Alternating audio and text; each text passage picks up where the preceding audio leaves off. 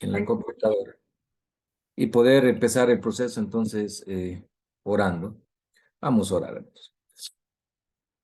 Padre bendito que estás en los cielos, santo, santo.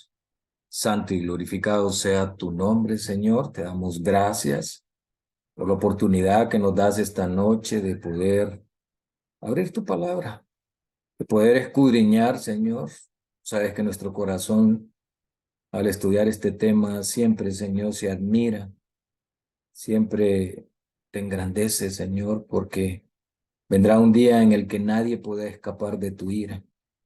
Y nosotros hoy necesitamos prepararnos para esos acontecimientos, Señor. Necesitamos tomar decisiones concretas. Ayúdanos a que el enemigo no nos engañe, sino que podamos, Señor, siempre hacer lo correcto delante de tus ojos, sabiendo que no hay ojo o no hay lugar, mejor dicho, donde nos podamos esconder delante de ti, Señor. Bendice a cada uno de los hermanos presentes. Igual, Padre Celestial, a los hermanos que van a ver esta transmisión por las diferentes redes. En nombre de Cristo Jesús. Amén y amén. Muy bien, vamos a empezar entonces este proceso y vamos a estudiar acerca de la venida de Cristo Jesús. La Biblia en el libro de Mateo, Mateo capítulo 24, verso 30. Con la iglesia de 21 estudiamos prácticamente todo el capítulo. Estamos ya a terminar los últimos capítulos, así que entendemos muy bien todo lo que habla el capítulo 24 del libro de Mateo. Dice el 24:30, entonces aparecerá la señal del Hijo del Hombre en el cielo, y entonces se lamentarán todas las tribus de la tierra, y verán al Hijo del Hombre viniendo sobre las nubes de los cielos, con poder y gran gloria. Una de las preguntas que usted y yo nos hacemos rapidito es, ¿por qué se van a lamentar las tribus de la tierra? ¿Por qué es que estos hombres, mujeres y hasta niños, podría decir yo, se irían a lamentar? Simple y sencillamente porque no se han preparado para ese gran evento. La Biblia lo llama el día final o el gran día del juicio de Dios. Y es un evento cual nunca ha habido desde que existe hombre en la tierra y tampoco en el cielo. Nunca el Señor vendrá con ese despliegue de poder, solamente ese día. Y para ese día, que es la venida de Cristo Jesús, es que usted y yo tenemos que prepararnos. Apocalipsis capítulo 19, el verso 11 nos dice, entonces vi el cielo abierto, y he aquí un caballo, ¿qué color dice aquí? Blanco. Y el que lo montaba se llamaba Fiel y Verdadero, y con justicia pelea. Interesante ver entonces que uno de los nombres que tiene el jinete de este caballo, que en este caso es Jesucristo, es fiel y también verdadero. Pregunta, ¿por qué el Señor casi siempre se identifica con este nombre? Cuando ustedes recuerdan el libro de Mateo, cuando él estaba en su ministerio, él decía, yo soy el camino, la verdad y la vida. Siempre usted va a encontrar en el libro de Apocalipsis que el Señor dice, mi palabra es verdad. ¿Por qué hace tanto énfasis? Para que no haya ninguna duda en nuestro corazón. Para que usted y yo nos demos cuenta de que todo lo que el Señor ha dicho que va a ocurrir. Que cada una de las frases que el Señor puso en la palabra, Él las va a dar en el tiempo que las tiene que dar. Y es importante hoy nosotros entender que Él es fiel. Cuando hablamos de fidelidad, hermanos, es que el Señor, como decimos nosotros, no se da vuelta. Que el Señor no nos paga mal.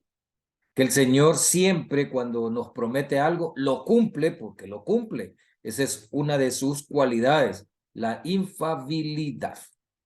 Sigue diciendo el libro de Apocalipsis, el verso 12, sus ojos eran como llamas de fuego y había en su cabeza muchas diademas que tenía un nombre escrito que ninguno conocía sino él mismo. Interesante entonces cuando hablamos acerca de un nombre en el libro de Apocalipsis. Nos estamos refiriendo a un carácter. Por eso es que nadie más conocía ese nombre, dice la Biblia. solamente Él, porque nadie conoce el carácter de nadie. ¿Quién puede conocer el carácter de una persona? Solamente Él y Dios. No hay ningún problema. Y ese es un nombre, por eso es que los antiguos judíos, cuando tenían que poner algún nombre a sus hijos, se fijaban en las características de ese niño y en base a eso le ponían el nombre. Hablábamos la vez pasada que Sara, la esposa de Abraham, tenía el nombre Risa, porque Sara quiere decir risa. Y entonces tenemos que deducir fácilmente que es que a Sara le gustaba sonreír, le gustaba siempre reír y le pusieron Risa, o sea, Sara. Y así los judíos siempre, en base a características que tenía el niño, le ponían el nombre. No como nosotros hoy, que si es que si nos gusta un artista o que si es que si nos gusta o si es que tenemos admiración por una persona, agarramos ese nombre y se lo ponemos. O en el caso de los que somos cristianos, que buscamos nombres bíblicos y así le ponemos a nuestros hijos. Dice el verso 13, estaba vestido de una ropa teñida de sangre y su nombre es el Verbo de Dios. Miren que él no cambia, desde el libro de Juan, él se viene llamando Verbo, bueno, mejor dicho, desde el principio, porque dice en el principio existía el Verbo y el Verbo estaba con Dios y el Verbo era Dios. O sea, prácticamente cuando habla del Verbo, hermanos, Jesucristo, tenemos que identificar fácilmente que la deidad, y digo deidad porque esa es la palabra adecuada, a veces nosotros decimos Trinidad, pero la palabra Trinidad no existe en la Biblia.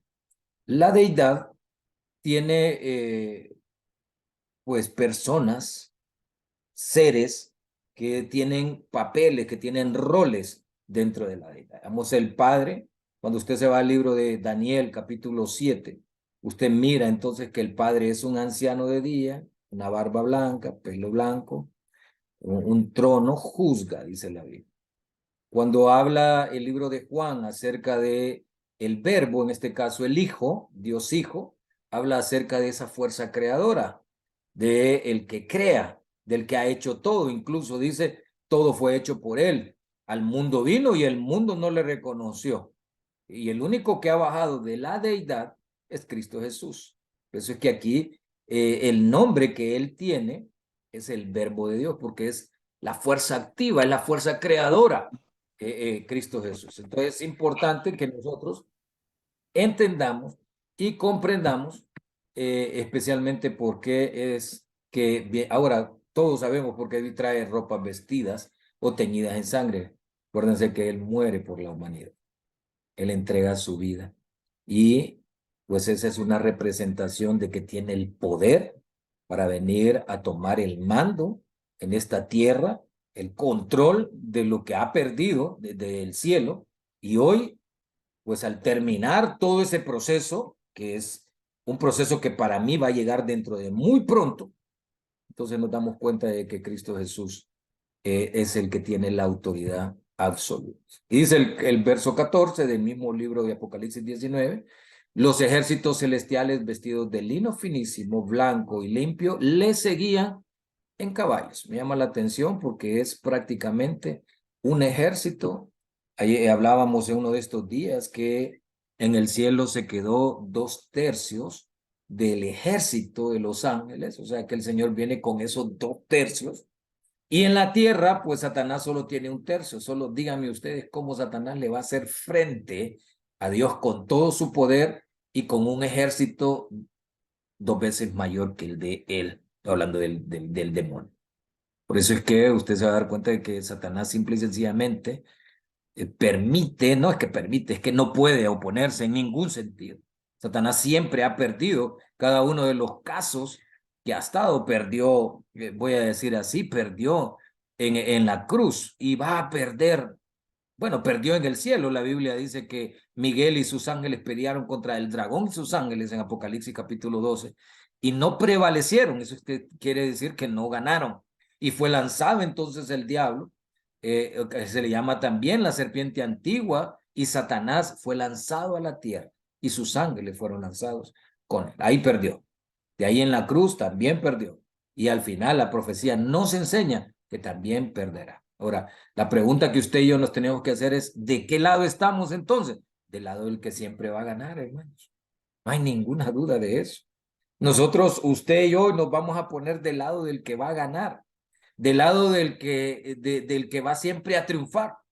Y es por eso que nosotros tenemos que seguir en este proceso. ¿Qué sucede con los muertos en Cristo cuando el Señor Jesús viene? El libro de Tesalonicenses, capítulo 4, primera de Tesalonicenses 4:15 no lo dice cabalmente.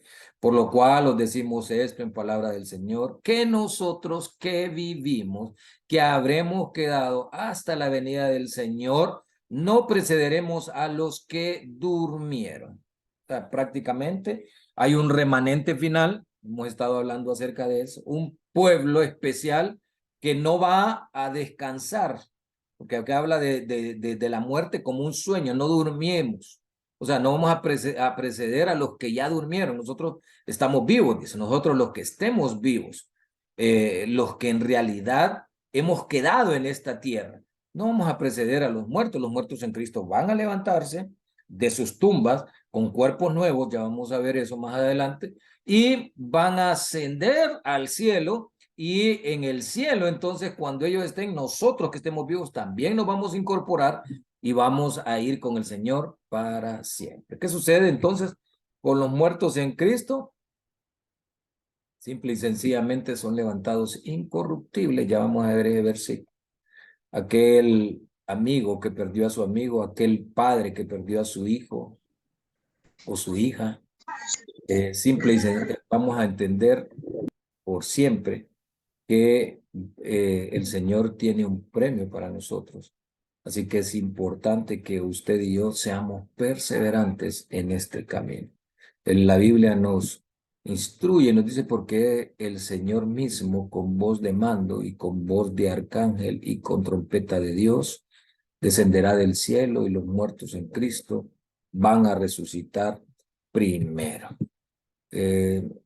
Esa venida es gloriosa, hermanos, no hay ninguna duda. Nada podrá oponerse, nada podrá impedir la venida del Señor. Él va a venir en poder y gloria y es necesario que usted y yo estemos preparados. Ese suceso va a tomar a muchas personas, eh, voy a decir así, por sorpresa, porque simple y sencillamente no han hecho provisión para poder encontrarse con nuestro Dios. La pregunta es, ¿estás listo tú para la venida de Cristo Jesús? A veces cuando miramos estas escenas, nuestros corazones se tienden a llenar de temor. Yo le voy a decir que usted no tiene por qué tener temor, no tiene, bueno, no tiene que tener miedo. Y ayer miramos la diferencia entre el temor y el miedo. Usted no tiene que tener miedo. El Señor en realidad hoy es que lo está llamando. Hoy es que nosotros debemos de aceptar ese llamado. Hoy es que nosotros debemos de buscar al Señor. Hoy es que nosotros debemos de creer en su poder, creer en su venida a Él. Cuando Cristo Jesús venga en poder y gloria, usted y yo no vamos a necesitar tener ya más fe, porque la fe va a ser recompensada. Hablando la vez pasada acerca de la fe va a ser recompensada, porque ahí ya no va a necesitar usted creer que Él existe, porque ahí es que usted lo va a ver completamente. Sigue diciendo entonces Tesalonicense, hablando de los vivos, luego nosotros los que vivimos, los que hayamos quedado, seremos arrebatados juntamente con ellos en las nubes para recibir, ponga atención a esta palabra, para recibir al Señor en el aire. ¿A dónde lo vamos a recibir, no? En el aire. Nunca en la primera venida del Señor, el Señor toca la tierra. Eso nos vamos a dar cuenta que en la segunda venida, mejor dicho, la primera venida fue cuando vino cuando el niño, que creció como un bebé. En la segunda venida es la que estamos esperando nosotros, por eso nos llamamos adventistas, del séptimo día. Y la tercera venida es la que en realidad el Señor sí va a tocar la tierra, pero porque tiene un propósito para eso. En la segunda no toca tierra, ahí dice recibimos al Señor en el aire, o sea, es levantado el que murió en Cristo, somos levantados nosotros, esta última generación, porque yo considero que esta es la última generación, que falta muy poco para que Cristo Jesús venga. No considero yo no estoy poniendo fechas con lo que les estoy diciendo, hermano, pero no considero que faltan 20 30, 40, 50 años para que el Señor venga. Considero que el Señor viene muy pronto y lo puedo deducir fácilmente porque las señales se están cumpliendo una tras otra, una tras otra. Y dice la palabra en Primera de Corintios, capítulo 15, verso 51. He aquí os digo un misterio, no todos dormiremos, pero todos seremos transformados. En un momento, en un abrir y cerrar de ojos a la final trompeta, porque se tocará la trompeta y los muertos serán resucitados incorruptibles y nosotros seremos transformados. O sea, hermano, lo que hoy nosotros podemos deducir fácilmente es que al final nosotros, a pesar de que hoy estemos ya ancianos, ya estemos adoloridos, ya la vida nos ha pasado factura, ya algunos probablemente pueden haber perdido un miembro, un brazo, una pierna. La Biblia dice que vamos a ser transformados, que vamos a tener cuerpos nuevos, tanto los muertos en Cristo como los vivos en Cristo serán transformados. Y así entonces vamos a ir al cielo con un cuerpo nuevo, renovado. Ahora, si ustedes se fijan en el verso, nos vamos a dar cuenta nosotros que esto va a ocurrir, según lo que nos dice el verso de 1 Corintios, en un abrir y cerrar de ojos. O sea, eso va a ser una cuestión rápida, no habrá mayor cosa. ¿A dónde vamos a recibir al Señor, hermanos? En el cielo. Mire lo que sigue diciendo 1 Corintios 15, 53. Por que es necesario que esto corruptible se vista de incorrupción y esto mortal se vista de inmortalidad. La pregunta que usted y yo nos tenemos que hacer hoy es, ¿por qué es necesario? Porque aquí la Biblia dice, es necesario que esto corruptible, o sea, tocándome yo esta piel, tocándome yo este cuerpo, ¿por qué es necesario que esto se vista de inmortalidad?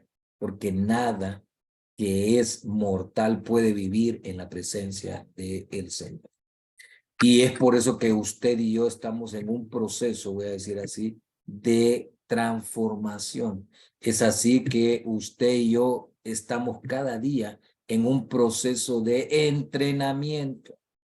Usted no crea, normalmente hemos escuchado que como la Biblia dice que vamos a ser transformados, entonces yo no necesito esforzarme, yo no necesito cambiar nada, porque cuando el Señor Jesús venga, entonces todo este egoísmo y todas estas malas acciones que yo tengo, el Señor me las va a cambiar. El Señor no viene a cambiar mentalidades, no viene a cambiar caracteres. El carácter usted tiene que esforzarse cada día por transformarlo. Es por eso que la Biblia habla y dice, sin santidad nadie verá al Señor. ¿Qué está diciendo cuando habla de la santidad? Está diciendo cabalmente que usted y yo tenemos que llevar un proceso de cambio, que cada día tenemos que ir limando y quitando las imperfecciones que el carácter de este mundo nos pone. Y es ahí entonces que nosotros, que usted y yo, vamos a poder entrar con un cuerpo nuevo, pero con una mentalidad. Ahora la pregunta es, ¿por qué el Señor va a guardar esa mentalidad, ese carácter de nosotros? Porque el Señor no quiere nunca más que el pecado se vuelva a levantar. Hay personas que hoy consideran que vamos a tener un borrón, completamente un borrón de lo que pasó en esta tierra, y cuando estemos en el cielo, borrón y cuenta nueva. El Señor está haciendo lo que está haciendo y está probando a su pueblo, no para borrarnos el cerebro, para borrarnos los pensamientos.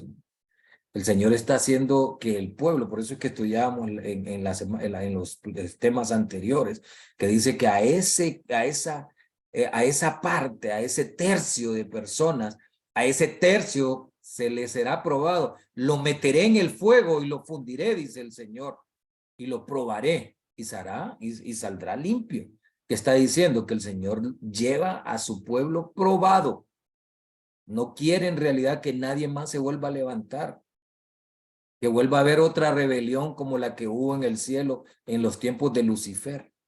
Por eso es que los mayores defensores de la causa del Señor será usted y será y seré yo. ¿Por qué? Porque al final usted y yo sabemos y entendemos qué es lo que causa el pecado, cuál es el dolor que ha causado el pecado en nuestras vidas. Sabe que los seres celestiales no saben lo que es el dolor, no saben lo que es el sufrimiento.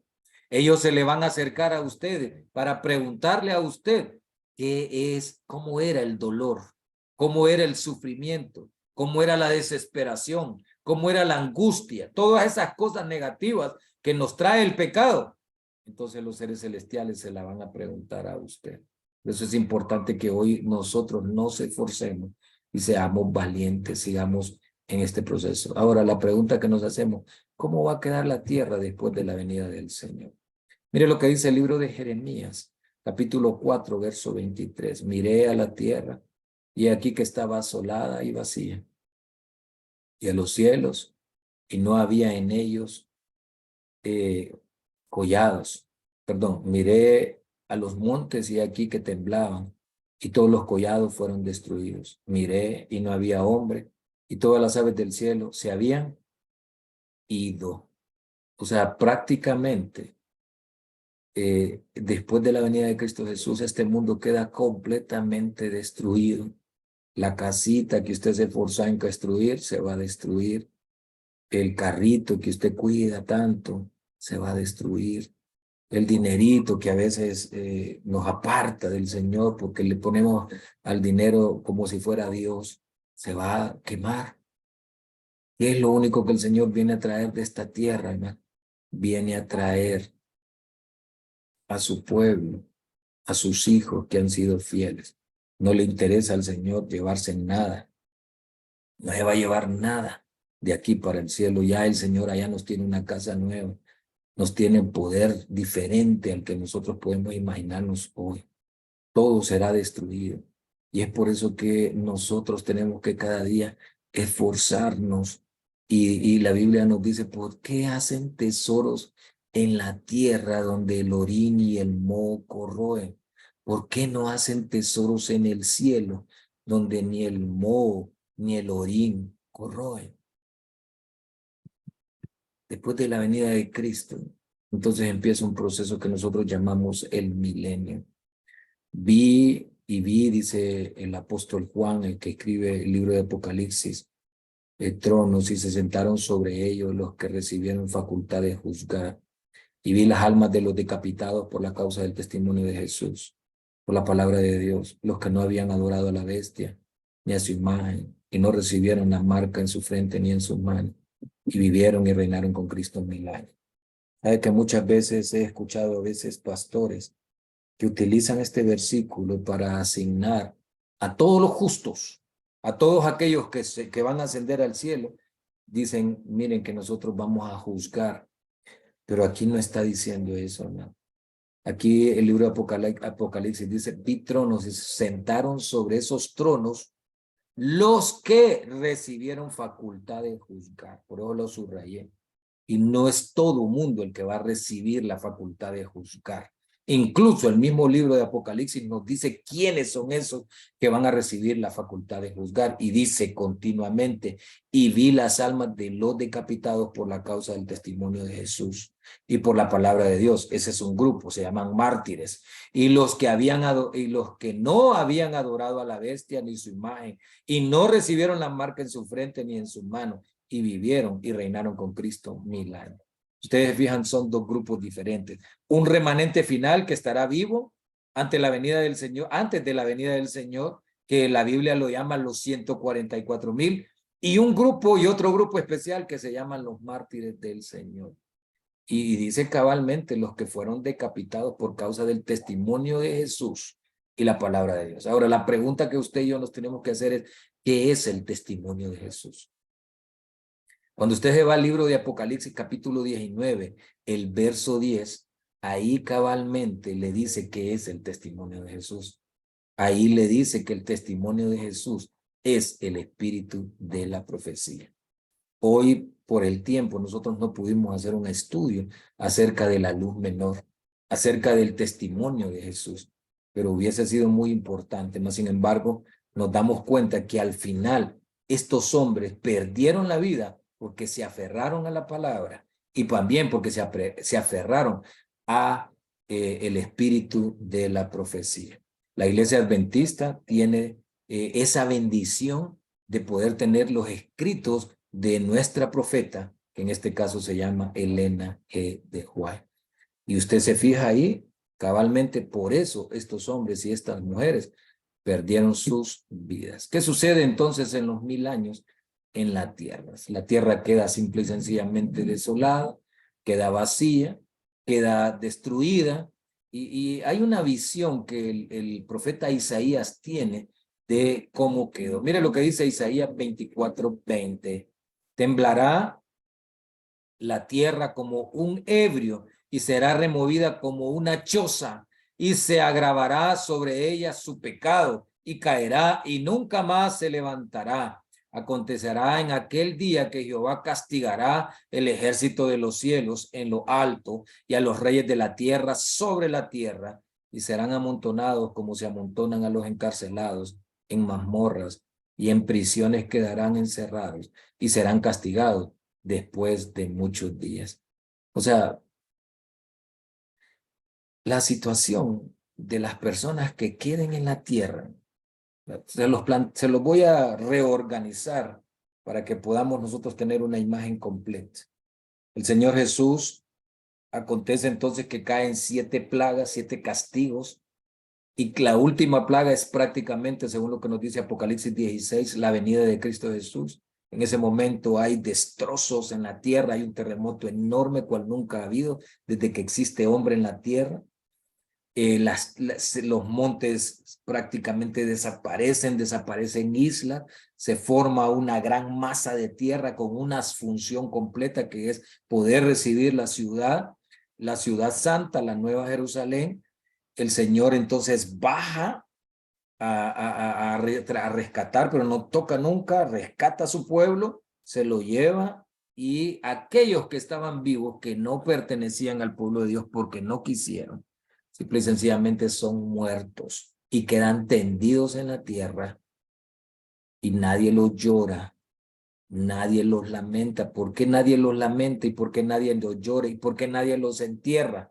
Porque simple y sencillamente nadie quedó vivo para poder hacer ese proceso. O sea, los vivos y los muertos en Cristo se fueron con Cristo, están con Cristo en el tercer cielo. Los muertos que no estaban en Cristo murieron ante la venida del Señor.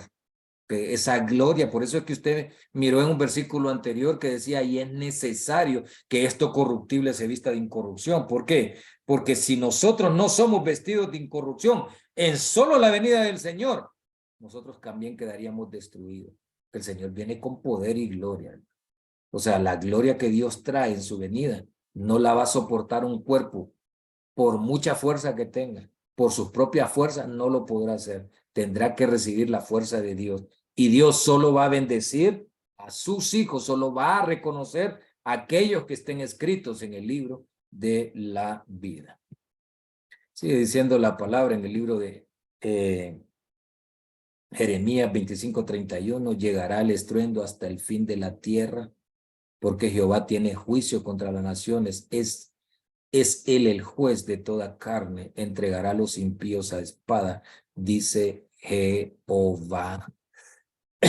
Y sigue diciendo el 21 de Isaías 26, porque he aquí Jehová sale de su lugar para castigar al morador de la tierra por su maldad contra él, y la tierra descubrirá la tierra descubrirá la sangre derramada sobre ella y no encubrirá más a sus muertos. O sea, cuando dice ahí que no encubrirá más a sus muertos, es que simple y sencillamente esos muertos van a quedar tirados a donde quedaron ante la venida del Señor. Ahí quedarán, nadie los va a recoger, hermano. Nadie los va a enterrar, nadie los va a llorar. Y eso lo dice cabalmente la Biblia. ¿Sabe a dónde? Mire lo que dice el libro de Jeremías 25:33. Y los muertos por el Señor en aquel día estarán desde un extremo de la tierra hasta el otro. No los llorarán, ni los recogerán, ni los sepultarán. Serán como, y esta palabra es dura, pero hay que decirla, serán como estiércol sobre la faz de la tierra. O sea, simple y sencillamente, nadie va a estar con ellos, nadie los va a recoger, nadie podrá verlos. O sea, hay tanto orgullo en el ser humano. ¿Hoy se ha fijado en eso usted? El ser humano es tan orgulloso que el ser humano cree que hay mucho ser humano que hoy prácticamente reta a Dios con sus palabras. Algunos no quieren ni creer en Dios. Y muchos de nosotros nos damos cuenta hoy que al final este orgullo va a quedar en nada, va a quedar en nada. Y mire lo que dice Jeremías 25:32, así ha dicho Jehová de los ejércitos, he aquí el que más, aquí el que el mal irá de nación en nación, y grandes tempestades se levantarán de los fines de la tierra, y yacerán los muertos de Jehová en aquel día, desde un extremo hasta el otro extremo. La pregunta que nos hacemos usted y yo es, ¿qué sucede con el enemigo? ¿Qué sucede con Satanás? Mire lo que dice Apocalipsis capítulo 20, verso 1. Vi a un ángel que descendía del cielo con la llave del abismo, una gran cadena en la mano, y prendió al dragón, a la serpiente antigua, que es el diablo y Satanás, y lo ató por 1000 años. Ahora, este ángel, tenemos que saber todos que es Miguel. Ese es uno de los nombres que toma Jesucristo después de su venida. Un ángel poderoso, un ángel que ya tiene las llaves. ¿Por qué tiene esas llaves él? Las ganó, hermano. Cristo no se ha atribuido nada que él no se haya ganado, y las ganó en la cruz del Calvario cuando entregó su vida por nosotros. Antes, el que tenía las llaves del abismo era el mismo Satanás, pero el Señor se las ha quitado después de la cruz. Y hoy nosotros podemos darnos cuenta que Él es el que lo ata. Ahora, ¿por qué habla la Biblia de que Satanás queda atado en esta tierra? Muchas personas creen que esta cadena es literal, pero es una cadena de circunstancias. Yo les hago una pregunta: ¿qué es un general sin un ejército? No es nada. Un general, si no tiene un ejército, no tiene nada. No tiene mando, no tiene fuerza, no tiene nada. Satanás, si no tiene a quién engañar en esta tierra, porque todo el mundo, los muertos en Cristo y los vivos en Cristo se fueron con Cristo. Los muertos que eran impíos y que eran desobedientes murieron ante la venida del Señor. Satanás no tiene poder para resucitar a nadie, no tiene poder de vida. El único que tiene el poder de vida y de crear es Cristo Jesús. Y entonces él se queda en esta tierra simple y sencillamente atado por circunstancias, porque simple y sencillamente no tiene a quién engañar, no tiene ya poder. Y usted dice, ¿y los demonios? Sí, los demonios se quedan aquí, pero el demonio ya no lo puede engañar. ¿Y cómo lo va a engañar si ya está engañado? Ya es demonio. Por lo tanto, es por eso que la Biblia habla de estas circunstancias. Él simple y sencillamente está esperando por 1000 años, dice el Espíritu, que decía, por primera vez está descansando, está de vacaciones y tiene suficiente tiempo para pensar en cada una de las cosas que ha hecho. Y lo arrojó al abismo y lo encerró y lo puso y le puso un sello sobre él para que no engañase más. Mire que aquí dice cabalmente, ¿a quién va a engañar si no está? Hasta que fuesen cumplidos los 1000 años. Y después de esto se debe desatar por un proceso, por un poco de tiempo. ¿Por qué va a pasar esto? Después de que Cristo venga, usted y yo tenemos que saber que Él se va a llevar entonces su pueblo. 1000 años van a pasar, en esta tierra no queda nadie. Los que están en el cielo están llevando adelante un juicio, viendo por qué, pero es un juicio que nosotros tenemos que comprender, que no es que los santos van a decir allá en el cielo, mira, este se va a salvar, este no, no, porque ya los que están salvos están en el cielo. Entonces es un juicio a lo que hoy nosotros podíamos decir como un proceso en el que solo se va a supervisar, solo se va a ver prácticamente lo que nosotros conocemos como un proceso en el que no va a haber ningún cambio porque el Señor ya hizo ese juicio. Los santos solo van a llegar a ver los libros, solo van a llegar a revisar, a ver por qué no está el hermano que ellos consideraban que iba a estar en el cielo, o por qué es que no está ese pariente que amábamos tanto, y por qué si iba a la iglesia todos los días y por qué si había entregado su vida a Cristo y por qué si había hecho lo correcto ante el Señor, no está en el cielo. Y es ahí donde nosotros vamos a poder abrir los libros y vamos a poder revisar esas historias y vamos a darnos cuenta que el Señor fue muy bueno y que si no está, es simple y sencillamente por sus propias decisiones, porque nunca quiso hacer en realidad lo correcto delante del Señor. Por 1000 años, el Satanás entonces tendrá mucho tiempo para reflexionar, para saber qué es lo que hizo en ese milenio. Simple y sencillamente este mundo queda destruido, solo muerte, destrucción, edificios destruidos, no hay reconstrucción de nada, hermano. A Satanás no le interesa reconstruir nada, él está esperando solamente el juicio final. Satanás entonces recupera su poder al finalizar los 1000 años, pero miren por qué. Cuando los 1000 años se cumplan, Satanás será suelto de su prisión y entonces va a salir a engañar a las naciones. ¿Por qué? Porque al final de los 1000 años el Señor entonces vuelve a resucitar a los impíos y Satanás se va con el fin de volverlos a engañar y decirles, miren, por mi poder los he vuelto a resucitar. Yo soy el que los resucité. Hay una ciudad que está bajando del cielo y nosotros necesitamos prepararnos para poder atacar esa ciudad y para poder tomarla, porque esa ciudad, mírense, dice el Espíritu predecía, que la cantidad de gente es enorme. Solo póngase a pensar ustedes de Caín, todos los que se han opuesto al Señor, todos los antidiluvianos, toda la gente que ha estado por generaciones tras generaciones, que se ha opuesto y que no ha querido nada, son miles, es que yo me quedo corto, son billones tras billones de personas de todas las generaciones que están ahí al mando del enemigo. Y dice que algunos que están débiles, Satanás los vuelve a fortalecer, les da de su poder con el fin de que, ¿qué? De que puedan ir y tomar esa ciudad, pero ya hay un veredicto para estas personas. Ya están condenados, ya no hay forma de que ellos puedan volver a salvarse. El Señor entonces dice en Zacarías 14:3, después saldrá Jehová y peleará con aquellas naciones como peleó en el día de la batalla. Y sigue siendo el 4 de Zacarías 14, y se afirmarán sus pies en aquel día sobre el monte de los olivos. Estoy hablando que esto es después del milenio. No vaya a confundir esta puesta de los pies de Jesús como si fuera la segunda venida. Esto es después del milenio.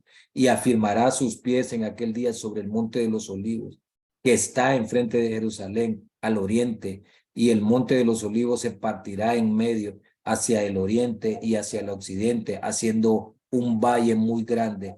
Y la mitad del monte se apartará hacia el norte y la otra mitad se apartará hacia el sur. Y huiréis al valle de los montes, porque el valle de los montes llegará hasta Asal. Huiréis de la manera que que huisteis por causa del terremoto en los días de Usías, rey de Judá, y vendrá Jehová mi Dios, y con él todos los santos. Si ustedes se fijan, si fuera la segunda venida, hermano, no tendría por qué mencionar que vendrían los santos. Es en la tercera venida, que se está refiriendo aquí, es cuando viene Jehová y vienen con él todos los santos. Una tercera venida en la que Jehová va a poner sus pies sobre el monte de los olivos y el valle, prácticamente el monte se parte y hace un gran valle. ¿Con qué fin hace el Señor Jesús eso? Con el fin de poner la ciudad. Mañana nos vamos a dar cuenta cómo es de grande la ciudad. Usted mañana le pido en el nombre de Jesús que no se pierda el tema de mañana, porque mañana vamos a hablar un poco de lo que va a representar, un poco, hermano, de lo que va a representar el cielo. Si usted no sabe, usted no comprende cómo va a ser el cielo, cómo va a ser esa ciudad, pues yo le voy a pedir que mañana haga un esfuerzo por entrar al tema, con el fin de que usted pueda darse cuenta de estos procesos. Mire lo que dice Apocalipsis capítulo 20, verso 11, y vi un gran trono blanco, y al que estaba sentado en él, delante del cual huyó la tierra, el cielo y ningún lugar se encontró para ellos. Vi a los muertos grandes y pequeños de pie ante Dios, y los libros fueron abiertos, y otro libro fue abierto, el cual es el libro de la vida. Y fueron juzgados los muertos por las cosas que estaban escritas en los libros, según sus obras. Si ustedes se fijan, aquí está cabal que esa auditoría que se va a hacer en el cielo, que es una auditoría, y un auditor no tiene poder para cambiar nada. Simple y sencillamente el auditor solo llega a revisar, y eso es lo que nosotros vamos a hacer. Vamos a llegar a revisar, a ver por qué es que ese ser querido que tanto amábamos, o por qué ese hermano que iba a la iglesia y que era bien entregado, y que hacía y que trataba de hacer lo correcto delante del Señor, ya no está ahí, no está en la iglesia, no está en el cielo. ¿Por qué no llegó? Entonces, para eso es que van a saber, para eso es que se van a abrir los libros, como dice aquí, para que nosotros podamos revisar, y vamos a darnos cuenta que el Señor fue muy bueno, que el Señor lo llamaba, que el Señor constantemente le hacía que peleara esas batallas, y que él no quiso tomar decisiones para con Dios. Ahora, ¿quiénes son los libros que vamos a revisar usted y yo? Pues yo siempre he dicho que ¿para qué servirá que yo vaya a revisar el libro de un africano, o de un asiático, o de un europeo? ¿De qué me sirve a mí saber la vida de ellos? Los libros que podría yo llegar a revisar son los libros de esos seres que son interesados, que tienen un lugar importante en mi corazón, porque el Señor lo que quiere es dejar mi corazón lo más transparente posible. Lo que quiere es dejar que yo no tenga ninguna duda de su amor y de su misericordia, y cómo Él trabajó en gran medida por la salvación de mis seres queridos. Por eso es que llegaremos a revisar esos libros de esas personas que amamos, de esos familiares que hoy, que probablemente por mala decisión no están allí en el cielo. Y sigue diciendo Apocalipsis 20:13, y el mar entregó los muertos que habían en él, y la muerte y el Hades entregaron los muertos que habían en ellos, y fueron juzgados cada uno según sus obras.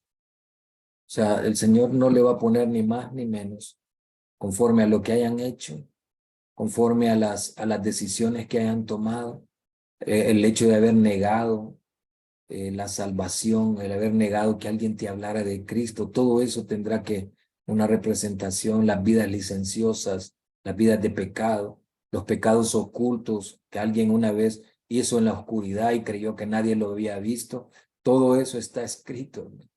O sea, no hay forma en la que un ser humano se puede escapar del juicio final. Y dice entonces que en ese momento habrá llanto, habrá dolor, y la gente simple y sencillamente querrá arrepentirse, pero ya no hay forma de arrepentirse. El tiempo de arrepentimiento es hoy.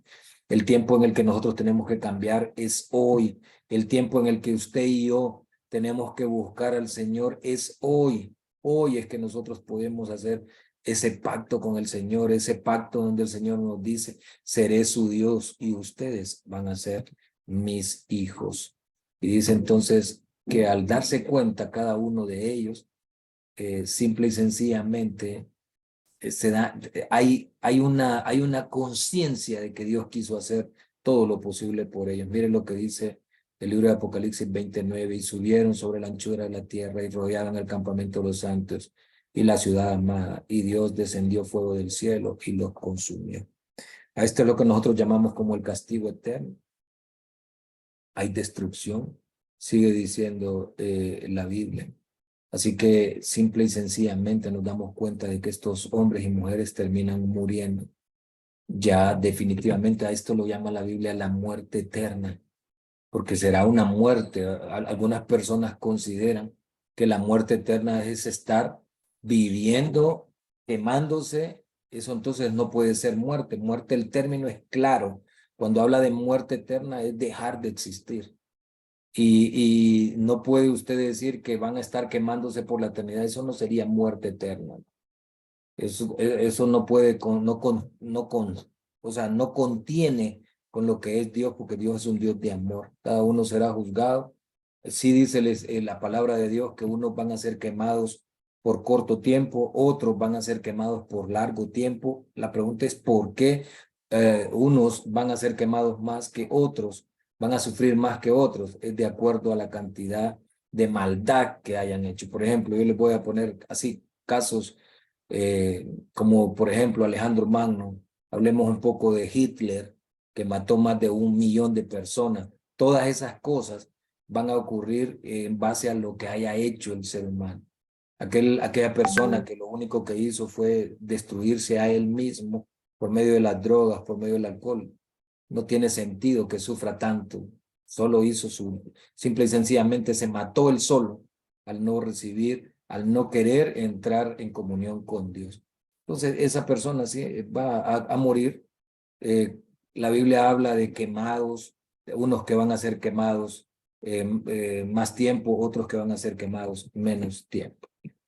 Filipenses capítulo 2, verso 10, Dios va a convencer a todos de que Él es un Dios justo. Mire lo que dice Filipenses 2:10, para que en el nombre de Jesús se doble toda rodilla de los que están en los cielos y en la tierra y debajo de la tierra, y toda lengua confiese que Jesucristo es el Señor, para gloria de Dios el Padre. Si ustedes se fijan de qué manera una persona puede inclinarse solamente que haya reconocido que en realidad Cristo quiso salvarlos. Y todos esos hombres, todas esas mujeres, todos esos jóvenes, incluso si ustedes se ponen atención a la frase, dice que se va a inclinar ante Dios todos los que estén en los cielos. ¿Quiénes son los que están en los cielos? Pues las criaturas creadas que nunca cayeron en pecado, los ángeles se van a inclinar, todos los que estén en la tierra. ¿Quiénes son los que hemos estado en la tierra por todas las generaciones? Todo ser humano que haya nacido en la tierra se va a inclinar. Crea en Dios o no crea en Dios, se va a inclinar. ¿Y quiénes son los que están debajo de la tierra? Y hay personas que me han dicho, los que ya murieron, ¿no? Porque en ese tiempo no habrá muertos, todo el mundo estará vivo. Todos los que murieron van a ser resucitados. Entonces los que están debajo de la tierra son los demonios. Entre ellos, Satanás también se va a inclinar y va a reconocer que el Señor Jesús es el Señor para gloria de Dios el Padre. Por eso es que a mí me da tristeza, especialmente cuando una persona dice, no creo en Dios. Yo solo en mi mente puedo decir, está bien, hoy no crees en Dios, pero va a llegar un día en el que tú te vas a dar cuenta de que Dios es un Dios real, en el que tú te vas a dar cuenta de que Dios es un Dios verdadero, es un Dios en el que cuando lo mires no vas a necesitar creer, vas a verlo. Hoy por la fe nosotros creemos, hoy por la fe usted y yo entendemos que Dios es real. Dios convencerá a todos de que Él es un Dios justo. Mire lo que dice Isaías 45:23.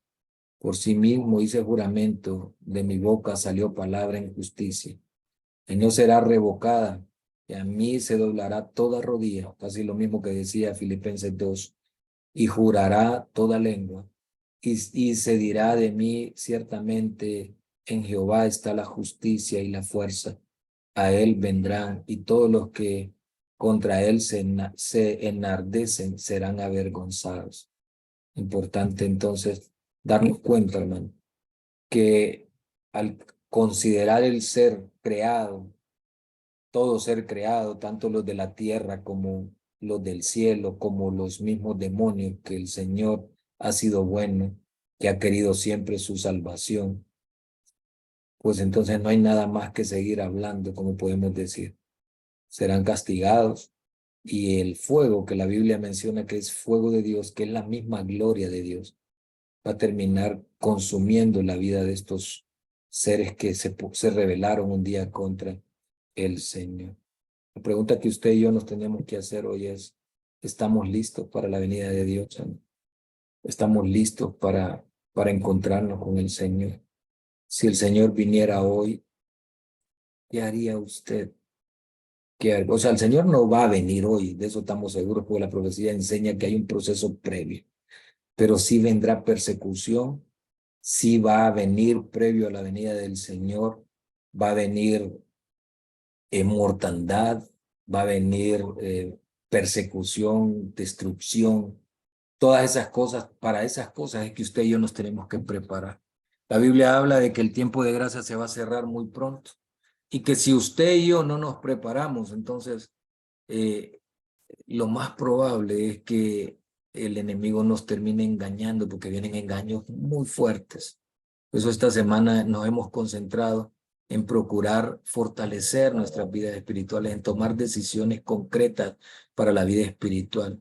Sabe que hoy yo me admiro que a pesar de que la Biblia dice que la maldad iba a abundar, la Biblia también dice que iba a sobreabundar la gracia. Y hoy, hermanos, si usted entra y en YouTube usted busca profecía acerca de lo que dice, de lo que va a ocurrir al final de los tiempos, y usted siempre ponga el estudio que va a buscar, siempre ponga iglesia adventista para que sean los adventistas los que lo alimenten, porque somos la iglesia que más nos apegamos a la Biblia. Así que sea constante, sea valiente. El Señor viene con poder y gloria. Y hay un capítulo que les voy a recomendar hoy, que fue el que pude hoy estudiar y leer para poder presentar este tema, y es el capítulo 41 de El conflicto de los siglos. Escúchelo. Usted ahí se va a dar cuenta de cosas formidables. Y usted dice, pues es que mire que yo casi no miro porque es que estos lentes ya no me sirven. Ábralo y si lo necesita se lo mando a la hermana Elia para que la hermana Elia se los mande a ustedes. Hay alguien que lo lee tan hermoso, el capítulo 41 del conflicto de los siglos, hermanos, que tiene una voz atractiva, voy a decir así, para poder escucharlo. Y cuando usted lo lee, yo, por ejemplo, yo lo escuchaba en la tarde y yo me imaginaba cada una de las escenas del capítulo 41 del conflicto de los siglos, cómo el Señor viene con un poder, hermanos, cómo la gente sufre, cómo las personas, dice que los escribas y los fariseos que lo entregaron, voltean a ver y dicen, es que era Jesús, al que nosotros matamos era Jesús. Hasta ahí se dan cuenta, hermanos, que era el Mesías prometido. Hasta ahí se dan cuenta que se equivocaron, porque van a resucitar, dice la Biblia en el libro de Apocalipsis, los muertos, bueno, dice que todo ojo le verá y los que le traspasaron. Todas esas escenas están bien delineadas en la palabra. Hay que seguir adelante. El Señor viene, hermanos, y nuestra situación tiene que ser cada día mejor. No vayamos atrás. Vamos a poner el himno tema para despedir el estudio de esta noche.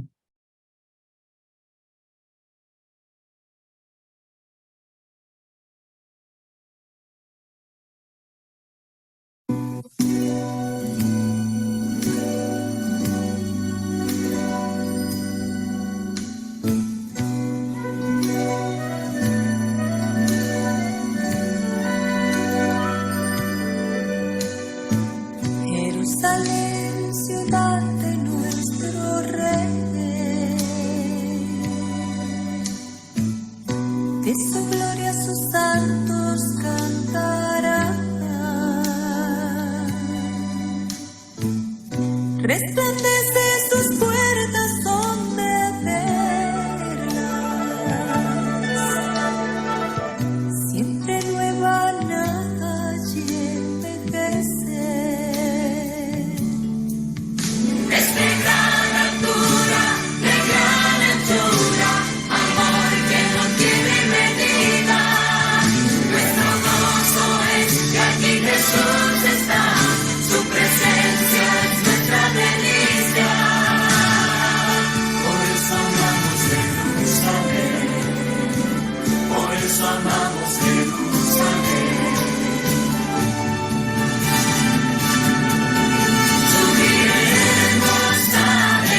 Jerusalén, ciudad de nuestro Dios, moraremos con Él allá, Él nos consolará, ciudad fuerte con fundamentos, cuyo arquitecto es Dios, sanidad de naciones, el glorioso lugar. No habrá dolor ni miedo a la muerte. Beberemos del río de agua viva. No habrá tinieblas ni más maldición. En su trono siempre reinaremos. Es de gran altura, de gran anchura, amor que no tiene medida. Nuestro gozo es que allí Jesús está, su presencia es nuestra delicia. Por eso amamos Jerusalén, por eso amamos Jerusalén.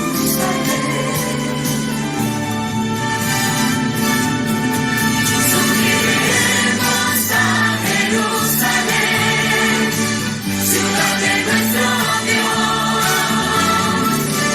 Moraremos con Él allá, Él nos consolará. Ciudad fuerte con fundamentos, cuyo arquitecto es Dios. Sanidad de naciones, qué glorioso lugar. Jerusalén es la esposa del Cordero. Ella le amó más que a su propia vida. Es sin mancha, oh, qué hermosa es. Lino fino y corona llevará. Desde gran altura, de gran anchura, amor que no tiene medida. Nuestro gozo es que allí Jesús está, su presencia es nuestra delicia. Por eso amamos Jerusalén. Por eso amamos Jerusalén. Subiremos a Jerusalén, ciudad de nuestro Dios. Moraremos con Él allá, Él nos consolará. Ciudad fuerte con fundamentos, cuyo arquitecto es Dios. Sanidad de naciones, qué glorioso lugar. Subiremos a Jerusalén, ciudad de nuestro Dios. Moraremos con Él allá, Él nos consolará. Ciudad fuerte con fundamentos, cuyo arquitecto es Dios. Sanidad de naciones,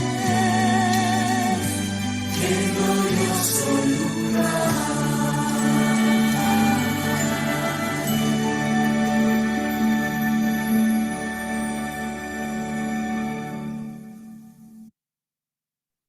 Sanidad de naciones, qué glorioso lugar.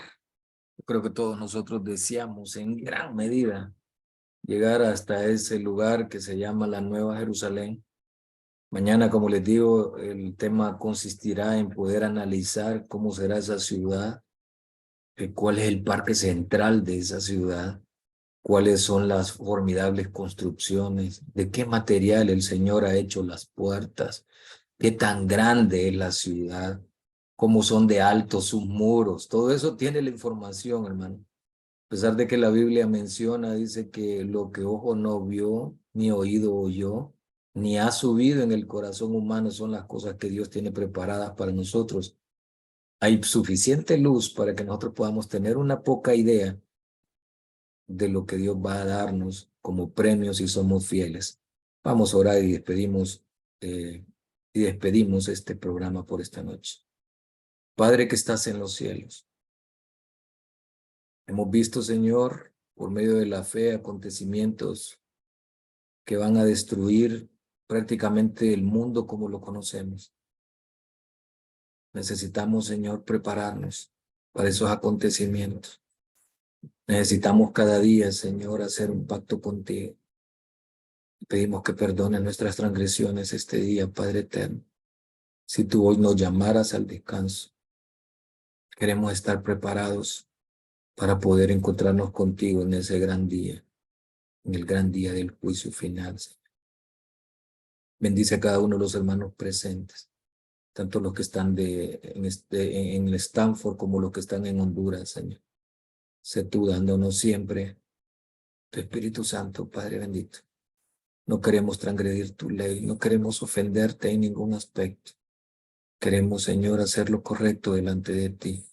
Unge, Padre Celestial, a tu pueblo hoy y ayúdanos a poder cada día esforzarnos, a ser valientes, a ser perseverantes, a pelear contra el mal, Padre Celestial, y a poder hacer que tu nombre sea engrandecido, que tu gloria, Señor, sea bendita, que nuestras voces y las voces del mundo entero puedan proclamar tu nombre y puedan darte gloria a ti, Señor, porque solo tú eres Dios. Bendícenos hoy y danos una noche de descanso, un día, Señor, en el que podamos levantarnos, poner nuestras vidas en armonía contigo. Cuídanos. Te pido por los que están enfermos hoy, Señor. Tócalos, dale la sanidad y que ellos puedan reconocer, Señor, que tu mano es bondadosa, llena de misericordia y llena de amor. En el nombre de Cristo Jesús pedimos todo. Amén y amén. Amén. Amén. Agradecemos al hermano Mario por este tema tan, pero tan importante que, hermanos, que acabamos de escuchar. Definitivamente que cada tema toca nuestro corazón y a mí no me cabe la menor duda que también ha tocado el corazón de cada uno de los que hoy estuvieron conectados en este momento. Y esto, hermanos, nos da el deseo de poder compartir las buenas nuevas de salvación con aquellos que aún se encuentran en oscuridad. Como siempre les he dicho, seamos los pies y las manos de Cristo en esta tierra. Estamos preparándonos para un gran evento y hoy es el día de la salvación. Queridos hermanos, les invito a que utilicemos todas las herramientas que Dios nos ha dado y las que tenemos en nuestras manos para predicar su palabra, porque también de esto vamos a dar cuenta, dice el Señor, de todo lo que Dios puso en nuestras manos para poder llevar buenas nuevas de salvación a aquel que todavía se encuentra en una oscuridad. Así es que no nos perdamos el tema del día de mañana, que va a ser la culminación de este gran evento, porque estará muy, muy interesante. Les invito a que también ustedes hagamos un efecto multiplicador, que compartamos este enlace, que compartamos los videos, hermanos, porque esas son cosas, las podemos ver muy pequeñas, pero para Dios son muy grandes, porque ¿saben qué? Es la predicación del evangelio y eso nos compete a cada uno de nosotros. Así es que invite a su familia, invite a sus amigos a que podamos disfrutar de estos grandes temas que hoy Dios nos está trayendo a través del hermano Mario. Así es que, hermano Mario, muchísimas gracias. Que Dios les bendiga a cada uno de ustedes. Amén. Lindo mensaje. Bendiciones, hermanos. Amén. Bendiciones. Feliz noche a todos, que Dios me los bendiga. Amén. Amén. Amén, hermanos queridos.